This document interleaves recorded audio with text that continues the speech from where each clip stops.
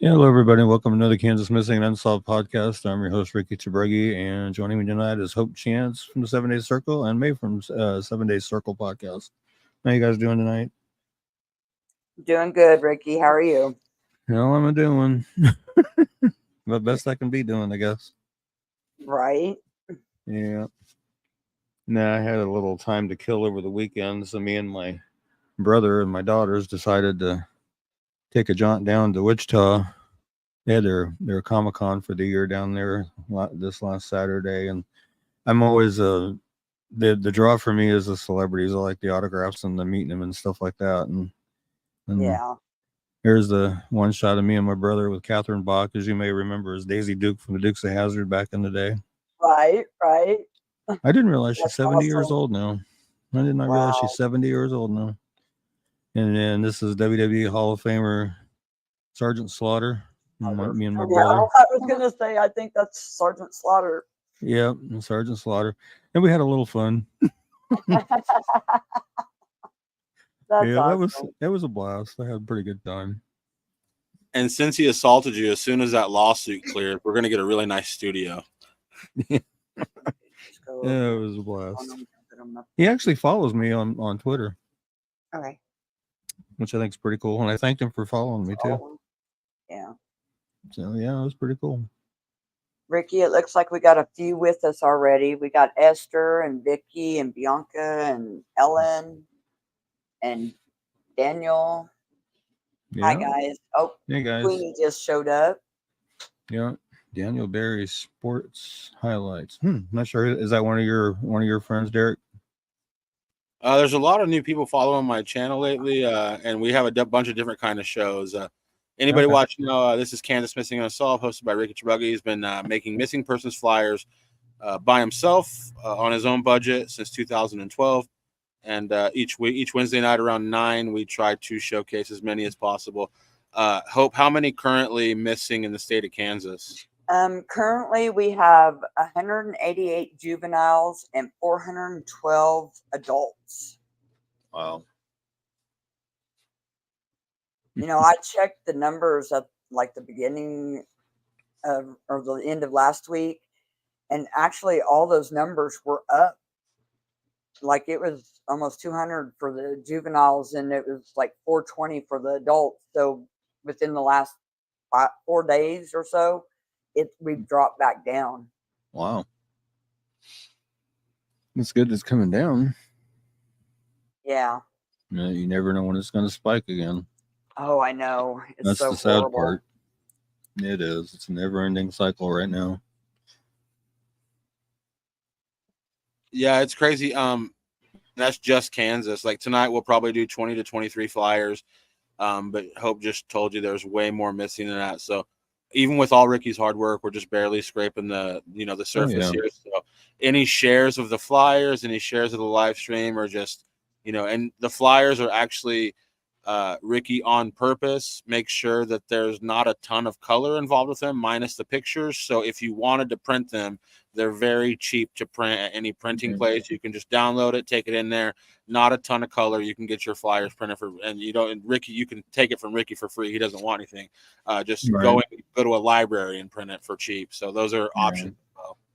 I got a Copyco here in town when I have them print flyers for me when I'm setting up my table and stuff like that, because they do really good work and the flyers look really good. Well, we got a ton of cases to get to. We're going to go ahead and get into it. May is from 7 Day Circle. She's going to be helping us out on the production side tonight, looking up some stuff for Hope over there. Please share the stream and let's get started. All right, I got to find hers. I didn't remember putting her in the show, but okay. Give me just a second here. There is a chance. Did you delete last week's cases before you uploaded? Yeah, I deleted them. I guess I missed hers, but she's missing Angelica Perez, missing from. I don't think I uploaded her, but anyway, Angelica Perez, she's missing from Wichita, Kansas since June 23rd, 2024. She's 13, 5'3", 115 pounds, brown hair, brown eyes. She does have a nose piercing. If you have any information regarding Angelica's disappearance, so you know her whereabouts, please call the Wichita, Kansas Police Department at 316-660-9456 or 316-660-9254 or 316-263-6011. or KBI at 785-296-4017 and see if we can't get Angelica located and back to where she needs to be. Absolutely.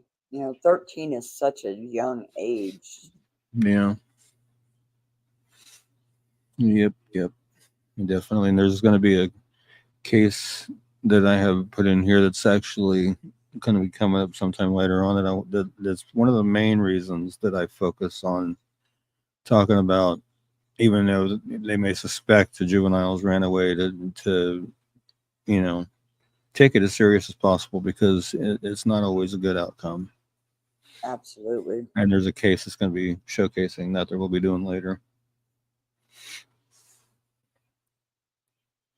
Alrighty. One that we cover pretty regular every week. And another one that I didn't get a chance to grab right off the bat, but I will. Give me just 2 shakes here. While he's looking for that, anytime you see a flyer with a red box, typically that means there's some type of reward. This is actually a governor's reward. Ricky will go into more, but it's a $5,000 governor's reward. So if you know anything about this, there's 5,000 reasons to call the police or Crime Stoppers. Oh, most definitely. Absolutely. Most definitely. Dietrich's missing from Independence, Kansas. Since April 12, 2020. He was 37 when he went missing. He's now 41. 5'9", 190 pounds, black hair, brown eyes. He was reported missing on May 12th, but he was last seen around April 12th, 2020 in Independence. KBI agents and detectives from the Independence Police Department are conducting the case as a homicide based upon findings during the investigation into Dietrich's disappearance. Again, at the time of his disappearance, Dietrich was 37. He's now 41. He is 5'9", weighs 190 pounds, has black hair and brown eyes. He has a scar on his chest from heart surgery and a scar on the right side of his nose. He has the following tattoos: a cross on his right forearm, the astrological sign for Gemini on his right arm, 3 dice on his arm, the name Desjeuner on his arm, and the word Foo on his abdomen. If you have any information regarding Dietrich's disappearance, or you know his whereabouts, please call the Independence, Kansas Police Department at 620-332-1700 or the KBI at 785-296-4017. And as Derek touched on, there is a governor's reward of $5,000 for information leading to the arrest and conviction of those responsible for the disappearance and suspected murder of Dietrich Foster. So if you have any information, no matter how small or minute or unimportant you think it might be, get it called in anyway. It could be that big piece that they're looking for to help them get things rolling.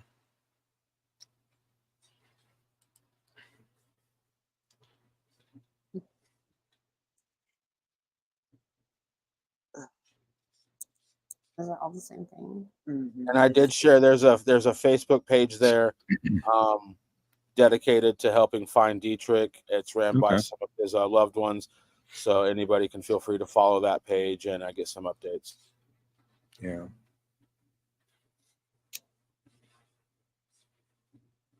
This case is a lot like Alexander Perez. The police are using scary words like homicide, and we're still saying missing. Kind of explain that discrepancy, Ricky. No, say that one more time for me. I guess kind of explain to the viewers like why a missing person would have words like homicide. Like to me, it's just like they're pretty convinced that maybe Dietrich and Alexander aren't coming home, but they have no idea where their physical body is. Like, is that kind of why? That would be it, because they have not found him or his body, either which way you want to say that.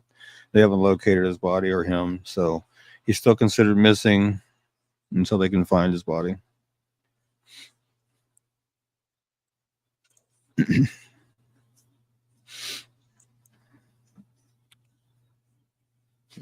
Emily Ibarra. This is one we've been following for quite some time, and it's really weird how sometimes these folks go missing without any kind of explanation or rhyme or reason or anything like that. Emily's another one of those. She's missing from Dodge City, Kansas since January 12th of 2023. She was 24 when she went missing. She's now 26. She's 5'5", weighs 200 pounds, has black hair and brown eyes. She was last seen at the South High Rise Apartments in Dodge City. Emily's family and friends have not seen or heard from her since she went missing in January. Again, at the time of her disappearance, she was 24. She's now 26. She's 5'5", weighs 200 pounds, has black hair and brown eyes. This is where it gets a little confusing on the law enforcement end of it, and I'll clarify it here in a second. But if you have any information regarding Emily's disappearance, you know her whereabouts, please call the Overland Park, Kansas Police Department at 913-895-6300 or the Dodge City, Kansas Police Department, 620-227-4646, or the KBI at 785-296-4017. And the reason the Overland Park, Kansas Police Department is on there is because her family lives in Overland Park, and that is where the missing persons report is filed. So you can call either the Overland Park, Kansas Police Department again at 913-895-6300 or Dodge City, Kansas, where she's missing out of at 620-227-4646, and get your information in that way and see if we can't help get Emily located and back to where she needs to be.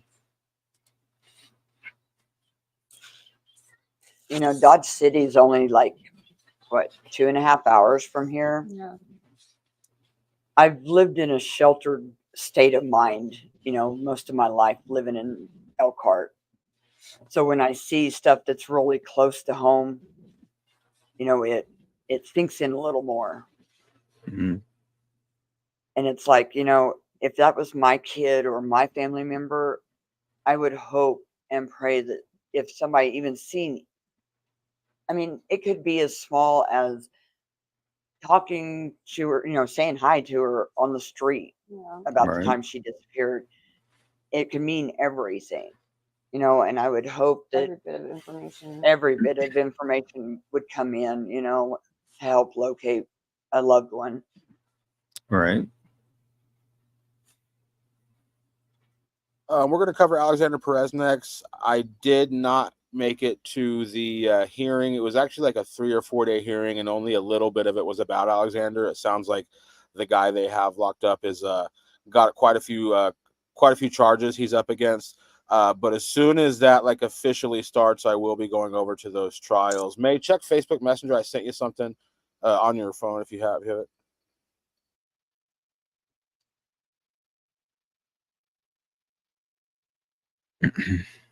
And then Alexander Perez, go ahead, Ricky. Okay. Alexander Perez is missing out of Ulysses, Kansas since December 1st, 2020. 35 when he was missing. He's now 38. 5'11", weighs 235 pounds, has black hair that he shaves nearly bald and brown eyes. He had called a family member via phone on December 1st and said he'd be coming over to do laundry. He never arrived at the family member's home in Ulysses. And Alexander has not been heard from or seen by family or friends since then. Alexander's been staying with family and friends prior to his disappearance. At the time of his disappearance, he was 35. He's now 38. He's 5'11", weighs 235 pounds, has black hair that he shaves nearly bald and brown eyes. Alexander has a tattoo of a bumblebee on his face underneath his left eye. He has Perez tattooed on one of his arms. He has a tattoo of a cross on a chain across his chest.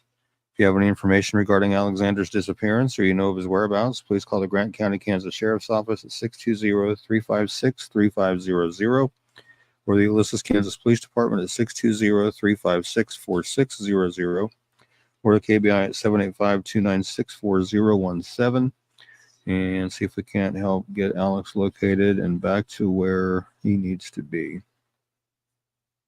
And it sounds like it's not going to be a good outcome, but we can at least do our part to help get him brought home. Yeah. You know, I recently, just by coincidence, ran into somebody that actually knows AJ. Yeah. And, you know, we talked a little bit about him, and, you know, it was crazy. He just was like gone. Right. But, you know, some of his belongings had been found in other people's possession and stuff like that. Right. You know, his friend that I got to talking to, she is very much dedicated in finding him. You know, she says she hasn't quit looking since the day he disappeared. So that's good. Yep, yeah, that's how they get found, is by continuing to look and you know, leave no stone unturned. Yeah. And I'll queue it up for next week, but he went missing on the 1st, and we have a voice recording that was sent to his family member on the 6th. Just a brief summary. He basically says that He had been held at gunpoint. He had been assaulted. He had been basically held hostage. And the last words that the world ever heard from Alexander Perez is basically GC is a crazy place. Talking about Garden City, and me and my wife lived there for 7 or 8 years, and we thought it was a Leave It to Beaver episode, but you never know what's going on. At Garden City, in my opinion, is a wonderful town, but based on Alexander Perez, it sounds like there might be some scary things there as well. Right.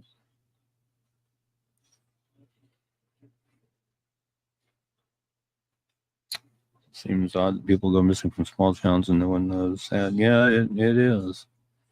I mean, you figure small towns will be just the opposite, where everybody knows everybody, and you'll be able to. I mean, of course, there's always the fear of retribution and stuff like that for speaking up, or not retribution, but retaliation. Sorry, for speaking up and doing the right thing, but still needs to be done though, because these people need to be found and brought home.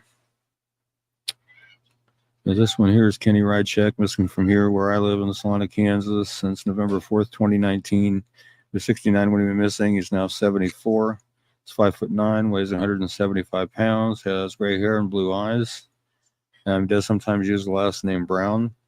He does suffer from diminished mental health capabilities, and he's on disability, but has not tried to access the funds since he was last seen.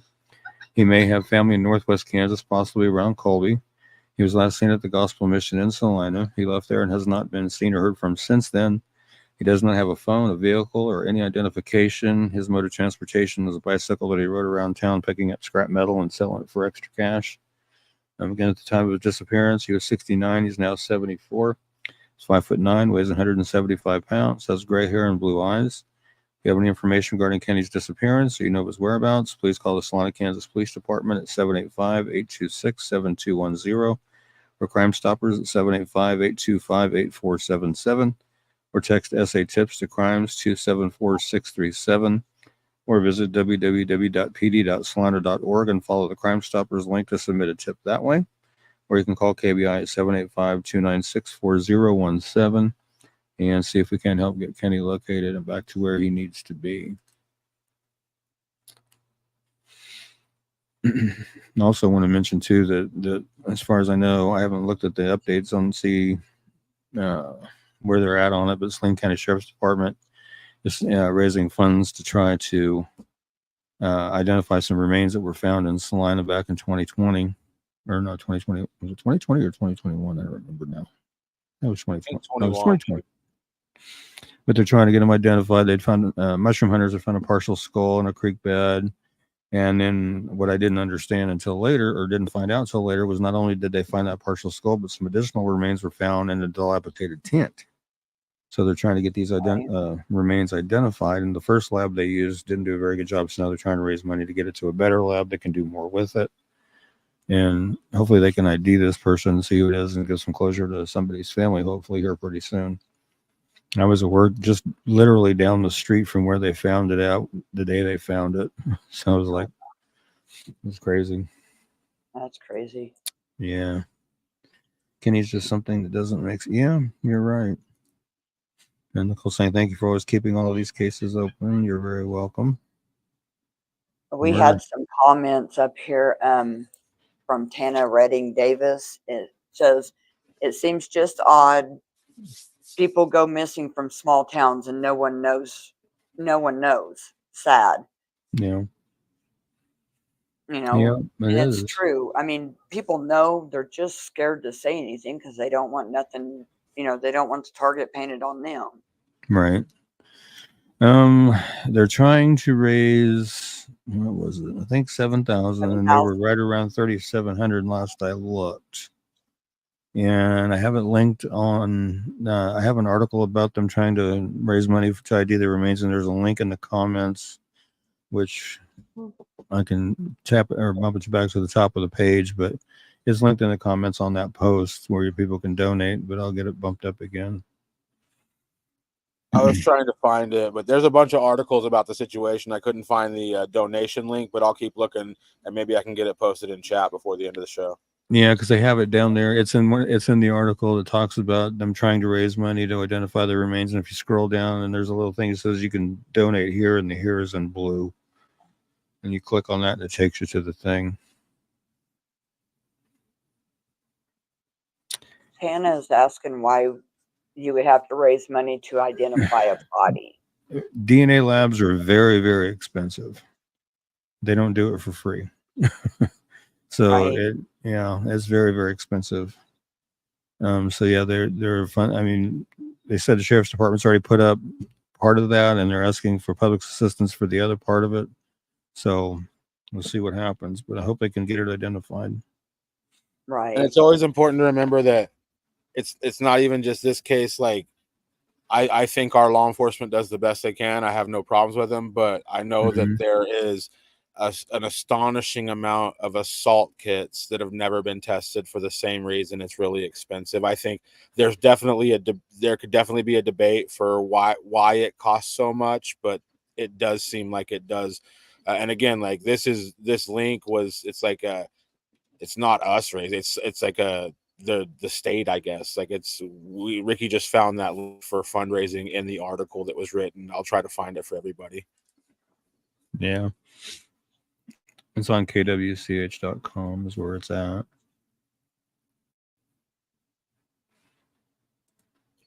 So I don't know if Gonna this is find true, and I've said this 3 weeks in a row, but we covered this case 3 or 4 years ago, Ricky, and somebody messaged me and said that this young man's father is from Elkhart, Kansas. So I don't know how to verify. I've never heard from them again, and I don't know even where to find that message. Oh, okay. Okay. Let me pull him up here real quick. Let's see here. That was another one. I was trying to grab as many as I get before the show started. This one I didn't get. So I'll have it. Give me 2 shakes here. I'll have it. Jamie's Cowboy says, I sure hope we can have love and light and hope and they can all be found. Absolutely. Right. Okay. Here we go. Colton Barrera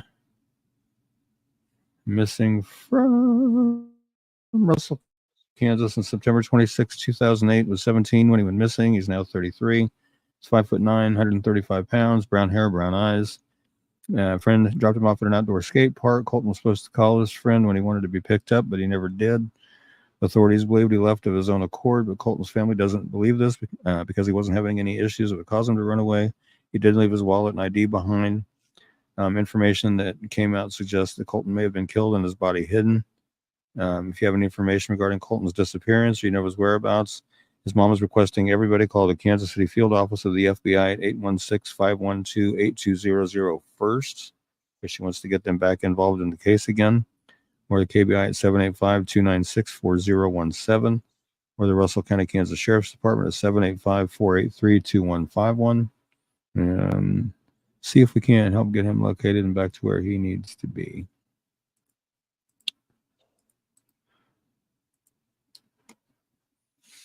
And it looks like that fund, as of right now, is at $3,829 of their $7,500 goal. Okay, cool. Yep, that's the link, DNASolves.com. Yep, that's it. That's good. At least they're getting there. May take them a while, but that would be the link there, DNASolves.com/articles/Shalene -County-Doe-2021/contribute. And if anybody's watching on my YouTube channel, Derek Evan Relaford, please go follow and subscribe to Ricky Chabruggi - Kansas Missing and Unsolved. We are beaming there tonight as well. You can chat on both. We'll get comments from both places. Go give Ricky a subscribe if you could. Yeah. Excuse me. Yes, be much appreciated. And share the heck out of these videos and flyers and everything else as well. We definitely need to do that. It's not going to get found anywhere else. A second here. I gotta locate her now. We do have a mental was just health a crazy hotline day. going at the bottom of the screen, 866-903-3787. Free of charge. It's just a hotline. It's a national hotline where you can call if you are where I am often, just about to lose your stuff. Call them, give them a call. Again, 866-903-3787. Ricky, go ahead. Okay, this is Rochelle Elizabeth Hammond, missing from Moscow, Colorado, since August 15th, 2019.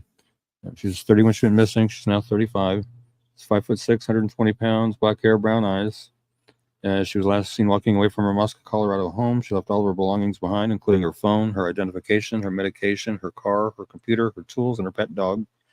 Rochelle had only been living in the area for about 3 weeks prior to her disappearance. She'd previously lived in Columbus, Ohio. She may be homeless, although police can find little evidence in her disappearance. Her mother believes she did not leave of her own accord and may have been a human trafficking victim. Rochelle suffers from bipolar and schizophrenia and has been prescribed medication for her conditions, which she also left behind. Her nose is pierced. She has numerous tattoos, including the phrase "live like a lion" on her upper chest, a star behind her ear, a skull on the back of her wrist, stars on the inside of her forearm, cat with a bong on her shoulder, and other tattoos. And there's some of them pictured down there at the bottom there. She was last known to be wearing a black tank top, khaki shorts, black Nike shoes, and she has a silver circular barbell in her nose. If you have any information regarding Rochelle's disappearance or you know her whereabouts, please call the Alamosa County, Colorado Sheriff's Office at 719-589-6608 and see if we can help get Rochelle located and back to where she needs to be. Yes, absolutely. I can't. It's I been suffer from mental issues. And it's disheartening to think that she was just moved to Colorado and then poof, she was gone. right.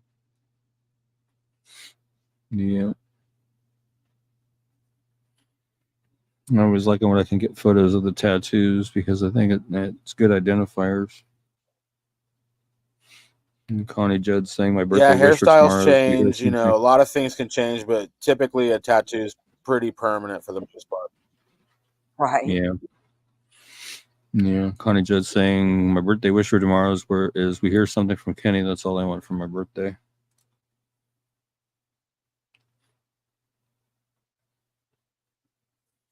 Yeah, it'd be nice to hear from him, that's for sure.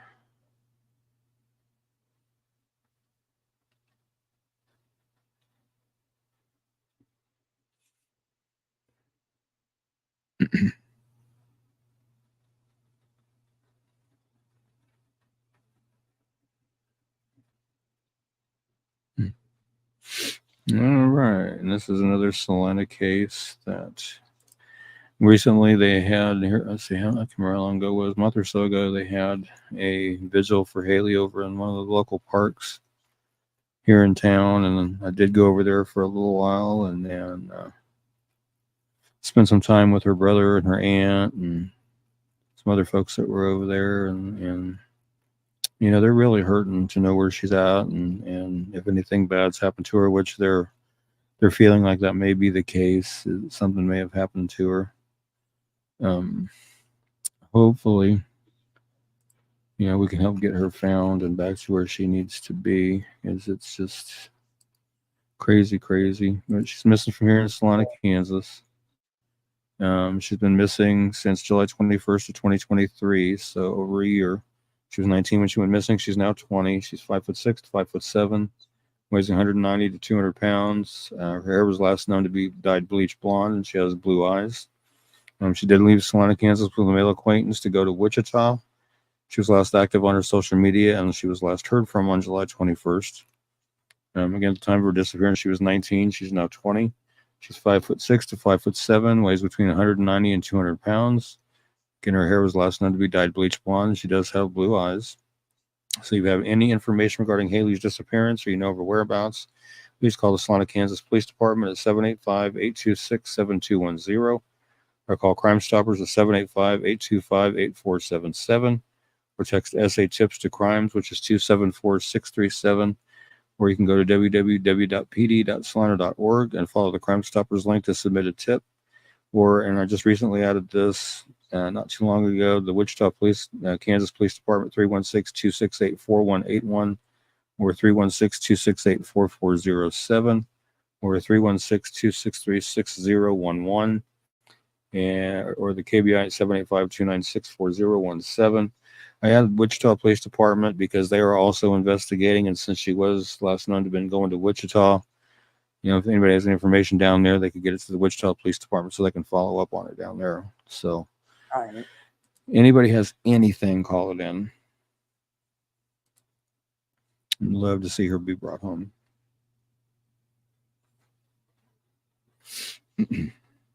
May, could you put that comment back up there? Yeah.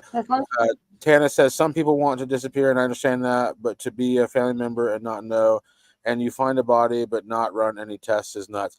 I think everybody on this panel agrees that if you find any type of human remains, let's take it straight to the smartest person in town and say, who is this? Right. But unfortunately, none of us, I don't think they would even listen to us if we asked them kindly to just do it for free. But Right. No, Right. They wouldn't. They wouldn't. Unfortunately.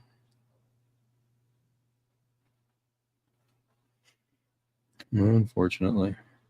we got Dana Jane Bruce. We've been covering this flyer every week for a couple years now, and we're probably going to keep doing it until we get some answers. Okay, I just got a message from Travis Graham, who's Haley Davis's brother. He's going to be doing another news interview Monday with Wichita Police Department. So that's cool. That's cool. Hopefully, some good will come out of that. Absolutely. Yep. And this is Dana Jane Bruce, missing from Sedalia, Missouri since October 4th, 2008. She was 23 when she went missing. She's now 39. She's 5'2", weighs 98 pounds, has brown hair and green or hazel eyes. She was last seen at her children's babysitter's home in Sedalia. She left the children there earlier that day so she could go out for the evening. She returned at midnight and gave the babysitter more money and asked her to watch the children for the rest of the night. Dana was last seen at Malone's Bar on Main Street with a young man driving a late model red Ford F-150 truck earlier on the night of her disappearance. She left with that man at 11:30. Police have identified the man Dana was with on the night she vanished. He traveled to Atlanta, Georgia after her disappearance, and police questioned him about Dana after he was arrested there on unrelated charges of marijuana possession and driving on a suspended license. Authorities have not named him publicly, but they are calling him a person of interest in her case. He told his questioners that he and Dana parted ways after they left the bar, and he never saw her again after that. She left all of her belongings behind, including her hairbrush and toothbrush. She does not have any credit cards, debit cards, checking account, cell phone, or a car. Again, at the time of her disappearance, she was 23. She would now be 39. She's 5'2" and weighs 98 pounds. She has brown hair that was colored brown at the roots, black at the ends with red highlights, and green or hazel eyes. She was last known to be wearing a black shirt with the word Rebel and silver lettering on the front and blue jeans. Dana has a tattoo of a teddy bear with wings and the name Dylan on her upper left arm. She is blind in her left eye, and Dana has a 2-inch scar along her lower spine and a staple scar on her right shoulder. Her ears are pierced one time each. If you have any information regarding Dana's disappearance or you know of her whereabouts, please call the Sedalia, Missouri Police Department at 660-827-7823 or 660-826-8100 or the Missouri State Highway Patrol at 573-526-6178, or their toll-free number 866-362-6422. And I just added private investigator Leslie at 626-800-3039 because they recently got a private investigator involved in Dana's case as well. So if you have any information on her case, get that information called in. Hey, Ricky. Ellen Dotson says there's a small reward being offered in Dana's case. Yeah, she mentioned that to me. I was going to try to squeeze it on the flyer somewhere, but I don't have an amount yet, so I need to get that too. I just seen it as we were scrolling through, so. Yeah, I could try to squeeze it down there in that little white space between the case number and the QR scan on there. But yeah.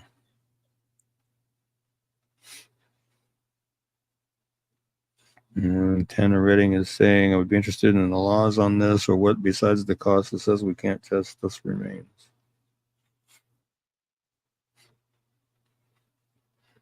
Now, I don't know what the laws around it are, but all I know is I know DNA labs are not free, and I've heard it said by many law enforcement agencies that do test remains that it is pretty costly.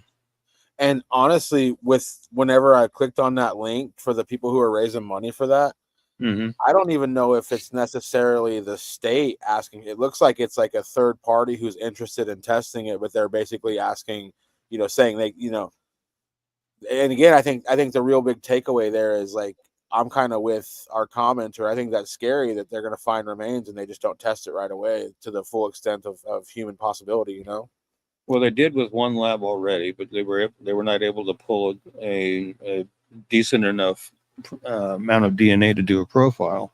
So they want to go to a bigger and better lab that can do more with it and see what they can do that way.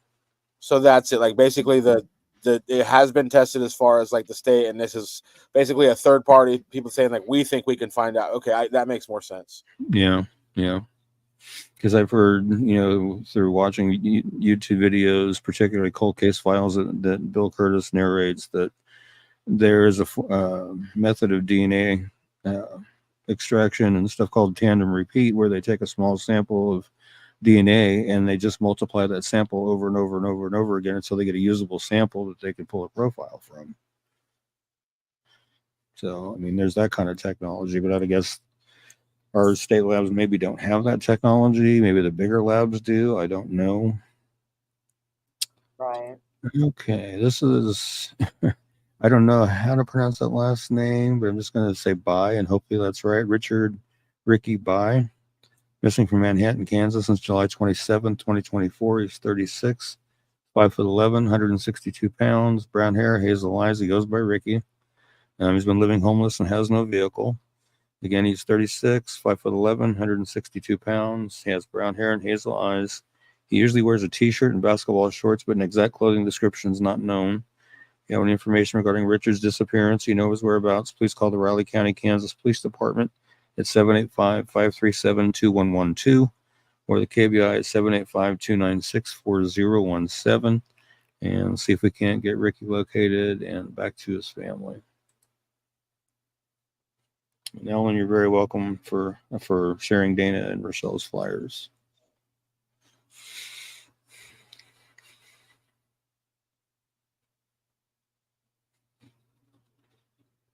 There's this number we're putting across the screen. It is a mental health hotline, 866-903-3787. That is a lot of numbers, though. You can always just use the trusty dial 988 from any phone. Somebody will be there to help you out. Okay.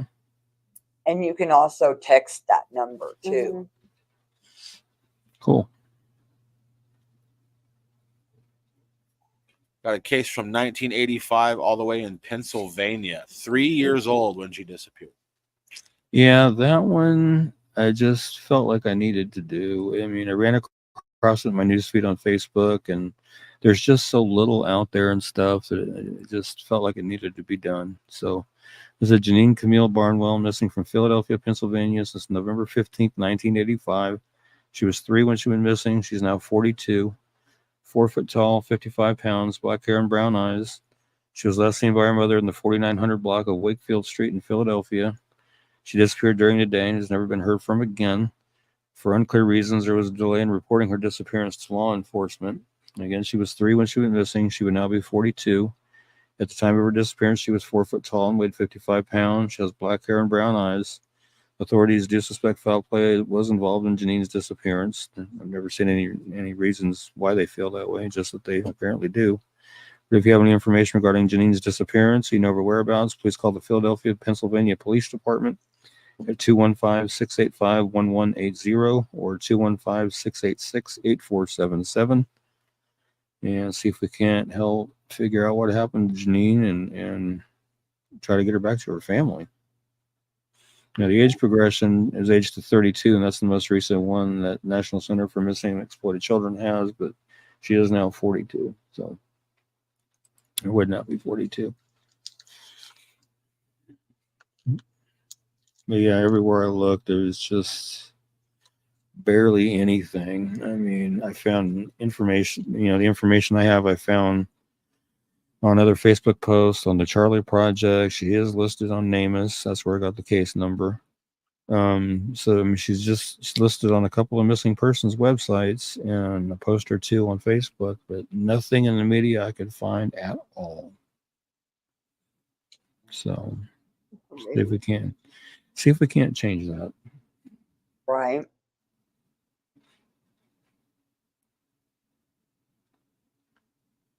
Yeah, that's an interesting thought. Do colleges by chance have classes to teach forensics and DNA or autopsy?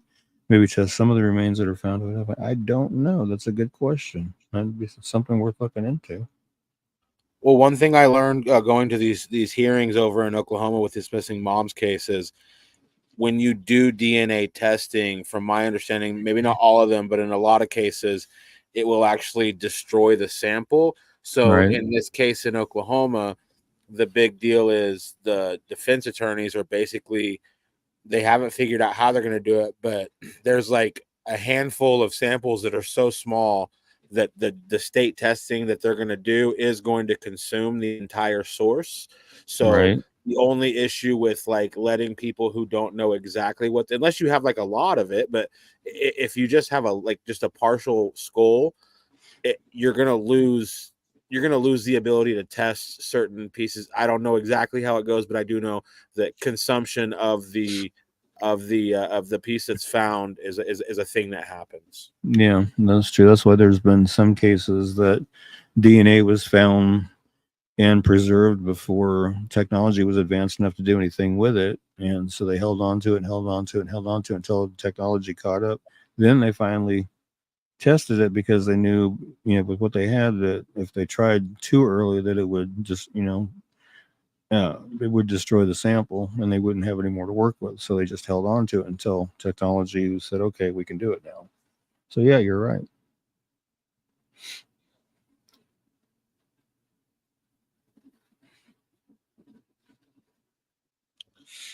Tana says, honestly, checking into details of testing or the cost. So to me, so many people missing but won't test. That says a lot to me. It needs to be changed. I agree. And like I said earlier, there's if you want to have like just a bad 6 hours of feeling bad about the society you live in, Google the amount of untested sexual assault kits we have in this country. Oh no. They've been turned in and they just never got tested. There's a lot of bad when it comes to DNA testing, unfortunately, and the cost of it and it getting done. I have Jalen Cantrell of Park City, Kansas. We got a youngster here, 14 years old, missing 2 years. Yeah, I redid this one. Somebody that is a friend of a relative of hers asked me to get it going again, but she's been missing from Park City, Kansas since July 28th, 2022. She was 14 when she was missing. She's now 16. She's 5'2", 120 pounds, brown hair, brown eyes. Don't have much more than that. But if you have any information regarding Jalen's disappearance or you know her whereabouts, please call the Park City, Kansas Police Department at 316-744-2011 or the KBI at 785-296-4017 and see if we can help get Jalen located and back to where she needs to be. It's been a little over 2 years, so need to get her found. So hopefully we can help do that.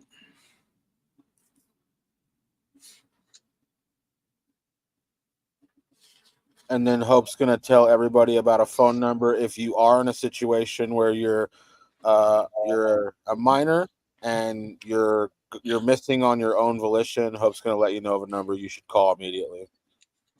Yeah. That number is 1-800-RUNAWAY, which is 1-800-786-2929. I know what it's like to be a kid. I remember how scary it was when I would do something that I knew my parents wouldn't approve of and the consequences that I might be facing if I went home.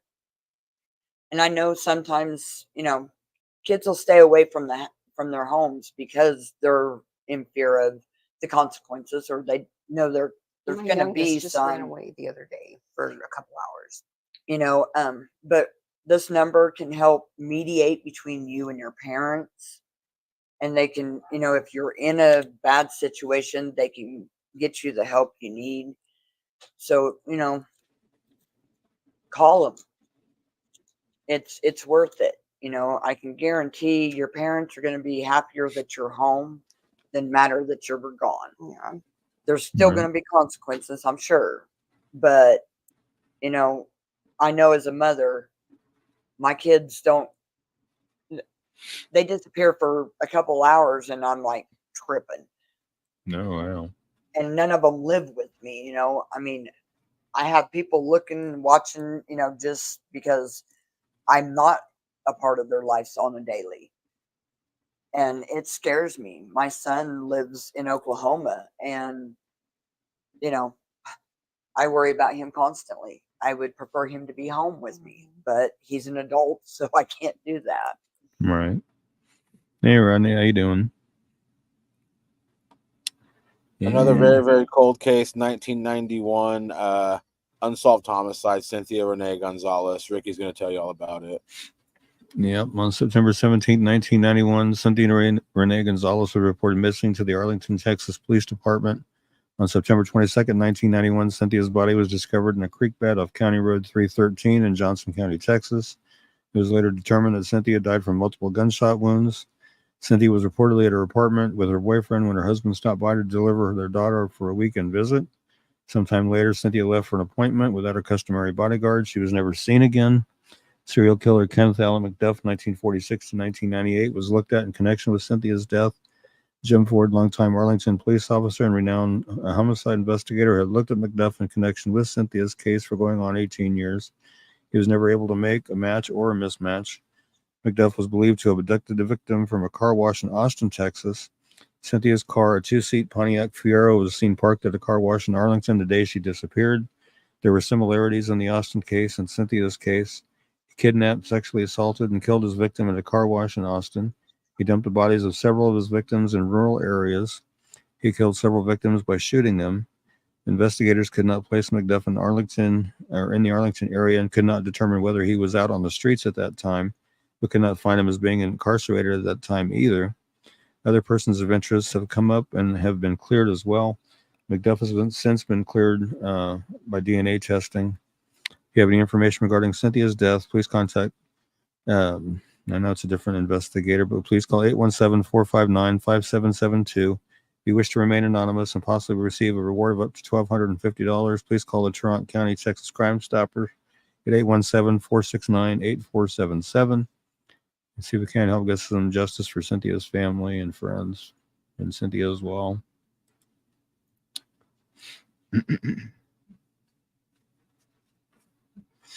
Yeah, McDuff was quite the character, let me tell you what. I've watched several videos on YouTube about him, and he was known as the broomstick killer because some of his victims, he not only did he physically rape, but he would rape them with a broom handle. Hence the name. Yeah.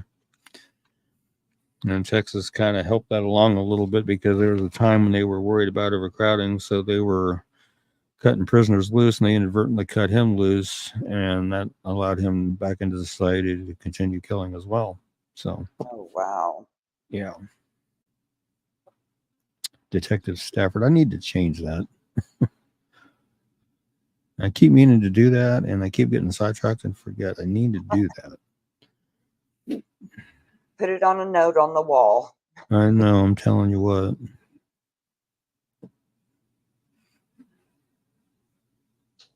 There's so much going on that I can never keep everything straight. Going over to Michigan, 39 missing since she was 39. Now she would be 43. April 2020. That was a pretty interesting month for humanity.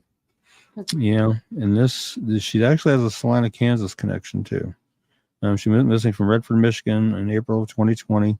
She was 39 when she went missing. She's now 43. She's 5'4", 140 pounds, brown hair and green eyes. She used to live in Salina, Kansas, and worked at the Exide battery factory here in town. It's under another name now. It's not Exide anymore, but it's still a battery factory. Family believes Sheila may be in danger and is worried for her safety and well-being. Again, she was 39 when she went missing. She's now 43. She's 5'4", weighs 140 pounds, has brown hair and green eyes. If you have any information regarding Sheila's disappearance, or you know of her whereabouts, please call 911 immediately or call the Redford, Michigan Township Police Department at 313-387-2500 or your local law enforcement agency and see if we can help get Sheila located and back to where she needs to be. Matter of fact, that far left photo on her flyer was from her Exide employee ID badge.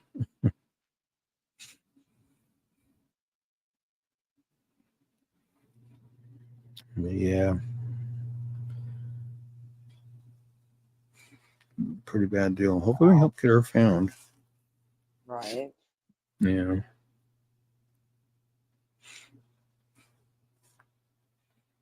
Yeah, this is another unsolved homicide that I was asked to do. David Dawkins, this August 24th, 2024, Kansas City, Kansas.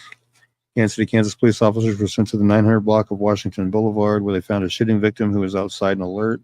He was taken to an area hospital in critical but stable condition. Another victim, later identified as David Dawkins, 47, was then found back in the 800 block of Washington Boulevard. He was taken to the hospital where he died from his injuries. Kansas City, Kansas Police Department's major case unit is investigating. If you have any information regarding this case, please call Crime Stoppers tip hotline at 816-474-8477. All tips remain anonymous and may qualify for a cash reward. So if anybody has any information on this case at all, please get it called in, no matter how small you think it might be. And for those who don't know, Crime Stoppers is a nonprofit organization that helps law enforcement catch criminals by accepting anonymous tips from the public. The program is based on the idea that people other than criminals may have information that can help solve crimes. Everybody's heard the famous phrase, snitches get stitches.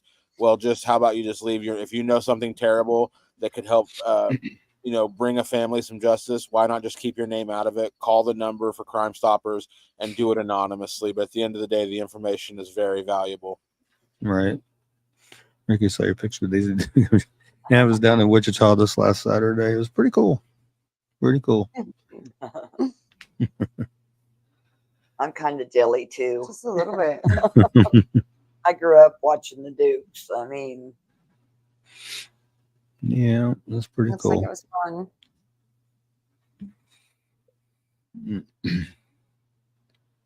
This is another one here. Timothy Ritter, missing from Leavenworth, Kansas. It's May 15th, 2024. He's 35. He's 5'11", weighs between 140 and 165 pounds, has brown hair and blue eyes. Been living homeless and has no vehicle. He gets around on foot. And he's 35, 5'11", weighs between 140 and 165 pounds, has brown hair and blue eyes. If you have any information regarding Timothy's disappearance, you know his whereabouts, please call the Leavenworth, Kansas Police Department at 913-682-4411 or 913-651-2260 or the KBI at 785-296-4017 and see if we can't get Timothy located and back to his family.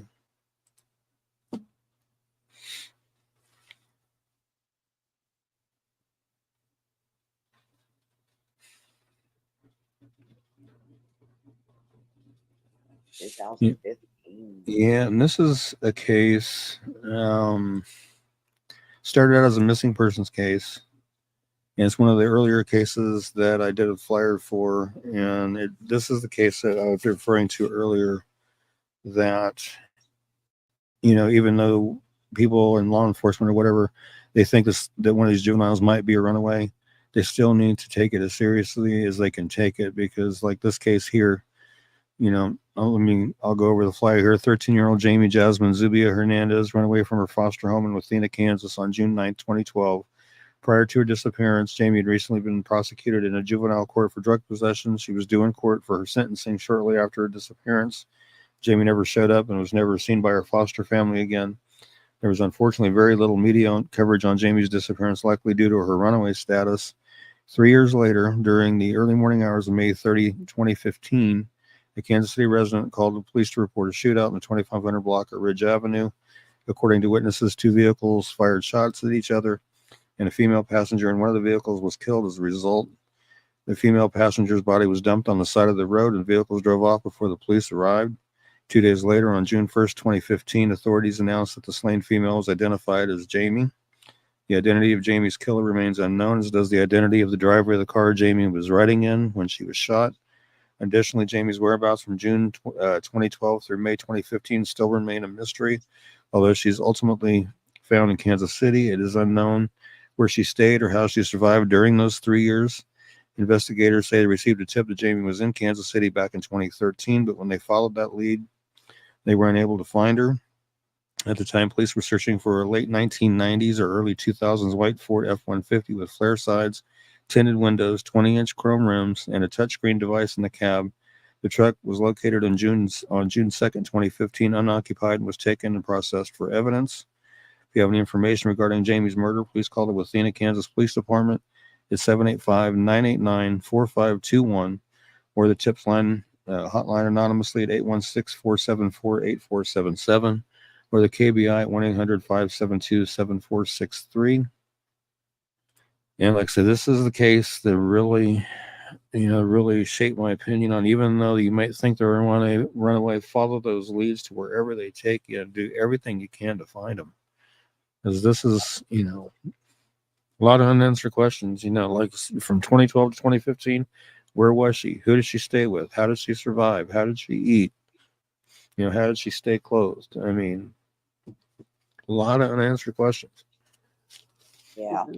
I mean, and the whole circumstances is just crazy. I mean, these two vehicles pull up next to each other. I guess, I don't know if words were exchanged or what, but gunfire was exchanged. She was hit, and the driver of the vehicle that she was in just dumped her on the street and left her there to die. 13 years old. And it's just crazy. I mean, I don't care if they think they're running away or not. Still do your best to look for them and get them found and get them back to a safe place so something like this doesn't happen. Absolutely.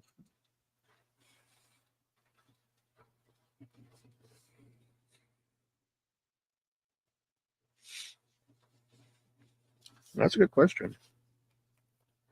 The body farm, they put the cadavers in different locations under different conditions, and they study decomp and what affects decomp and speeds it up and stuff.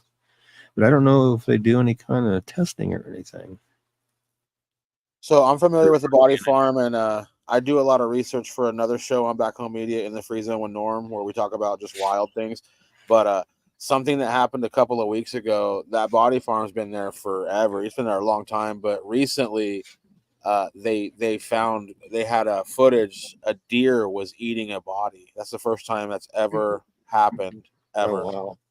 That's so now the deer are going to eat us. It's not, that's scary. That scares me. Well, I mean, you think about it, the more we keep building and building and building, the less of their land we keep taking. So it's harder and harder for them to find food. So they got to find something to eat somewhere, Exactly. So I'll buy them McDonald's if they don't eat me. We got 3 cases left, everybody. Thank you so much for hanging in here. Please share the show. You can go to patreon.com/KMU live.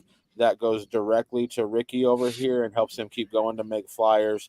We really appreciate everybody hanging out tonight. We got 3 flyers left for you.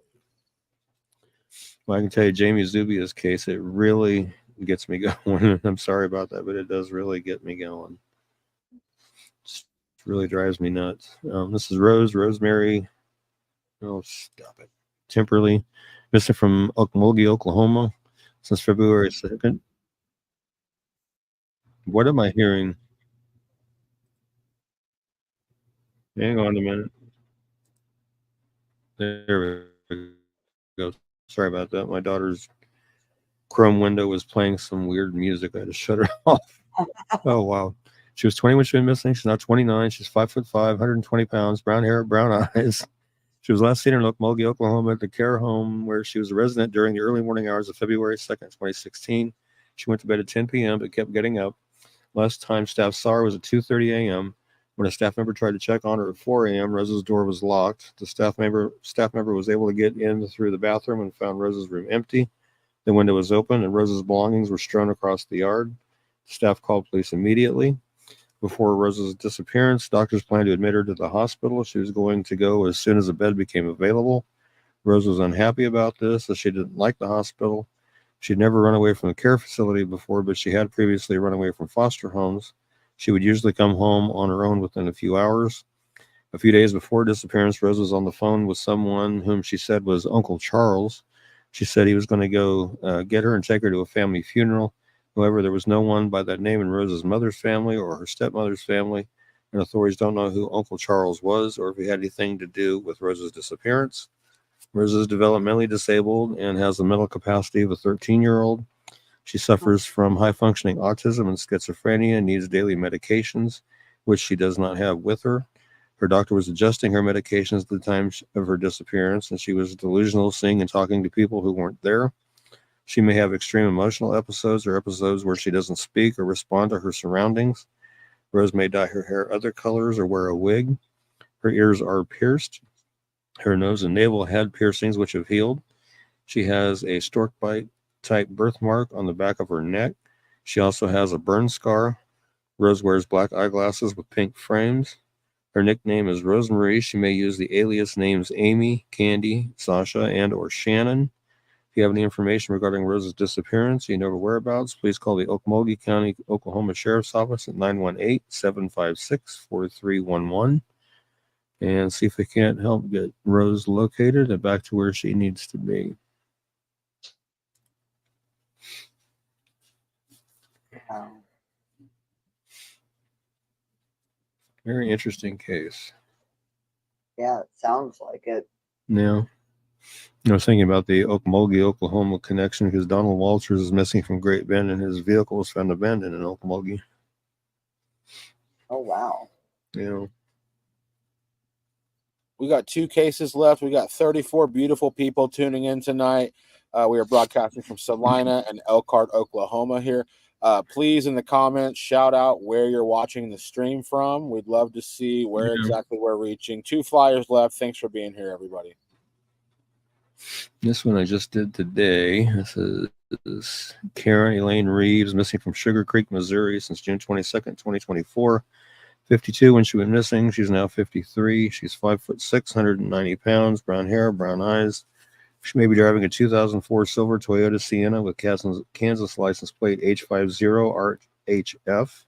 Photo of similar vehicles down there at the bottom there. Again, she was 52 when she went missing. She's now 53. She's 5'6", weighs 190 pounds, has brown hair and brown eyes. She has a tattoo that says "Love You, Mom" on her wrist. I'm not sure if it's left or right. If you have any information regarding Karen's disappearance, you know her whereabouts, please call the Sugar Creek, Missouri Police Department at 816-252-7058 or Missouri State Highway Patrol at 573-526-6178 or 866-326422. See if we can't get Karen located and back home to her family.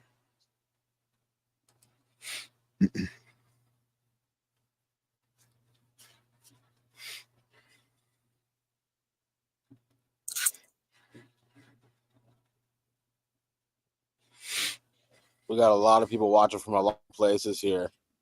Real quick, everybody, huge shout out. Where's my... Oh, here we go. Huge shout out to some backstage help tonight, production wise. May has been helping us backstage. This is she does 7 Day Circle with Hope over there. It's a live stream every Sunday night at 9 p.m. Central Standard Time, and this is her first show with KMU. But we're gonna let's do a quick vote. I say she comes back next week. Hope, absolutely. Ricky, sure. There we go. We're good. All right, so Guys. please check out 7 Day Circle with Hope and May every Sunday night, and then you can also listen to that podcast on Apple and Spotify. Okay, this one's Kylie Meyer. It's another one I did Monday, and she's missing from Wichita, Kansas, September 2nd, 2024. Boy, I got tongue tied there. She's 14, 5'5", 140 pounds, brown hair and green eyes. She was last seen early Monday morning, September 2nd, and I have a little bit more detailed information on the truck that she was potentially seen in, and I've seen a video screenshot from a security camera too. Doggone it. I'm trying to pull out my phone, my code won't go in right. There we go. She was last seen early morning getting into a pickup truck believed to be possibly red They think it's either a Chevy S10 or a Chevy Silverado with a long bed, late 1980s model. Had a very loud muffler. It was around 12:30 in the morning.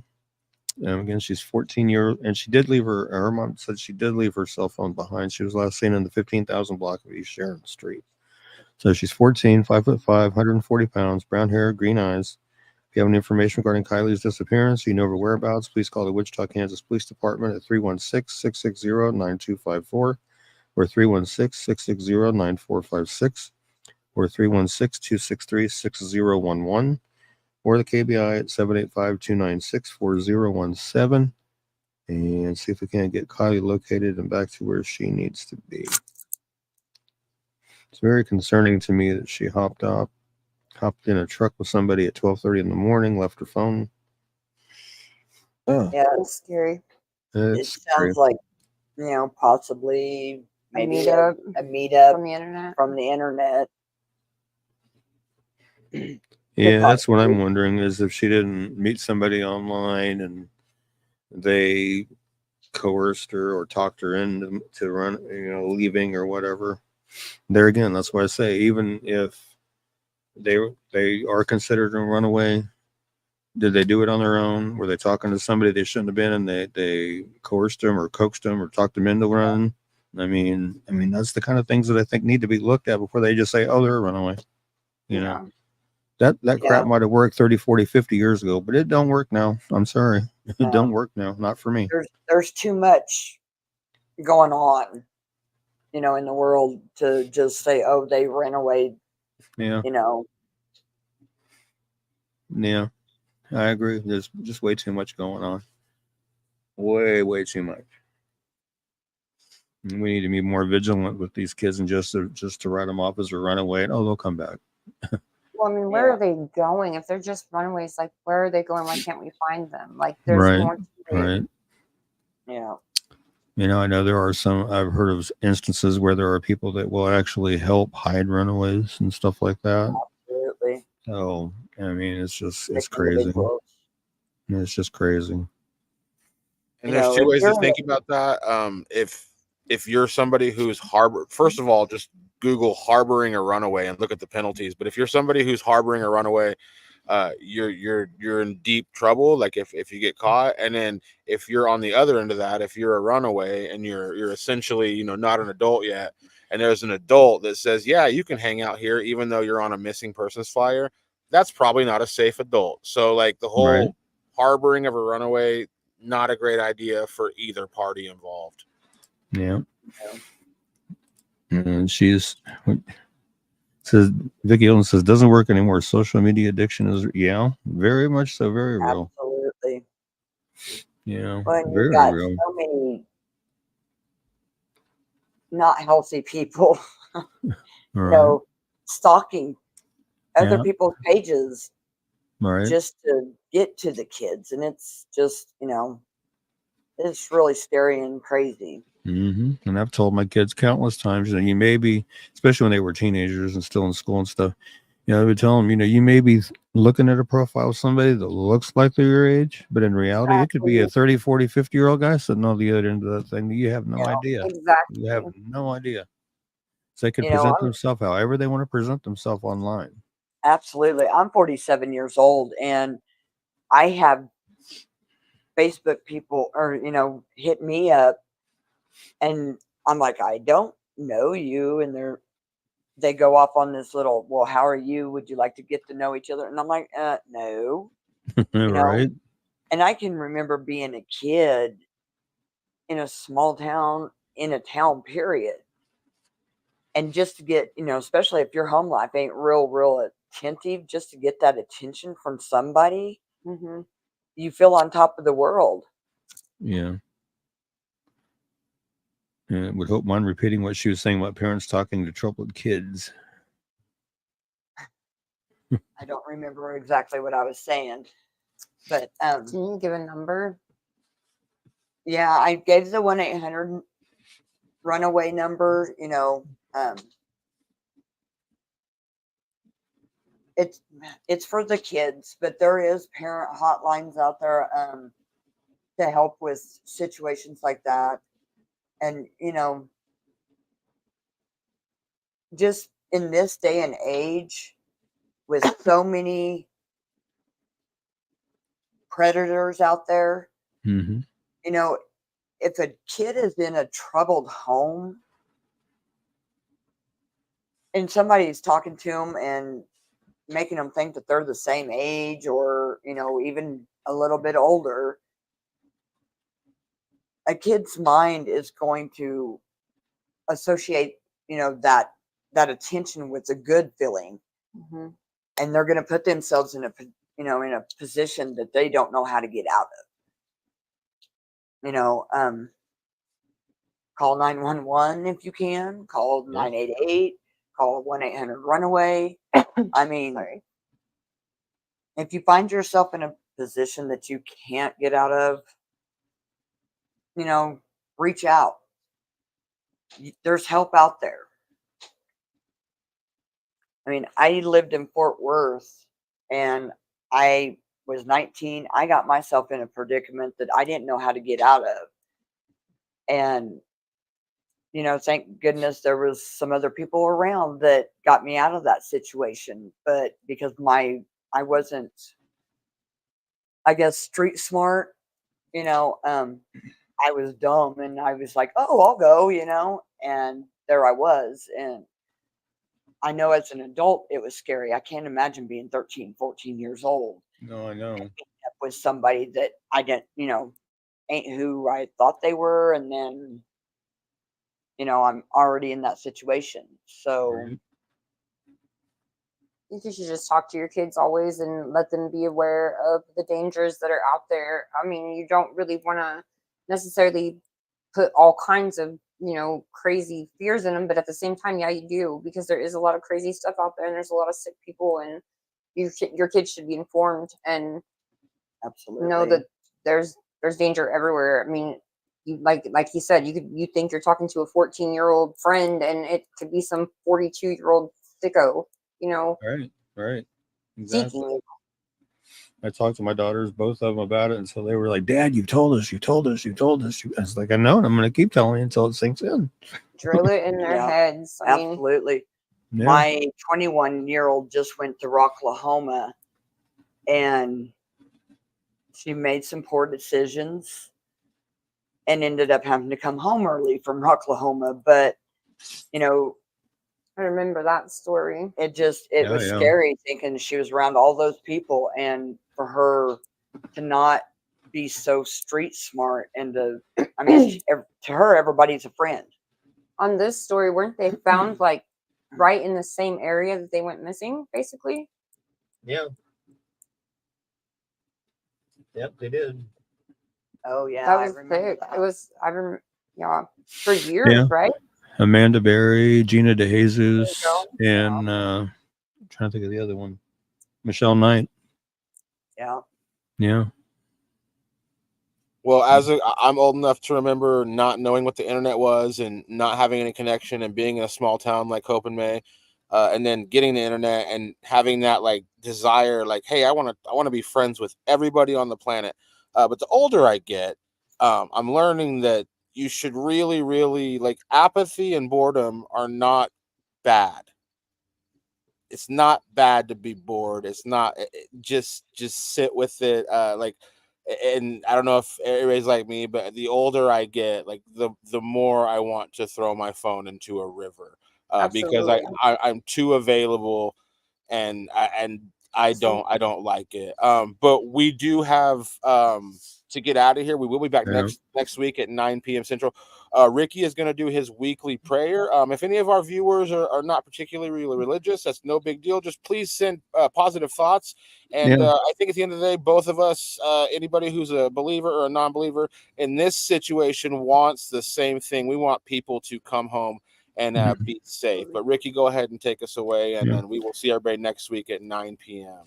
Yeah, I even have you can't see it on my camera. I even have a book about that case, the Lost Girls, and it's called The Lost Girls, about the three of them. are we praying?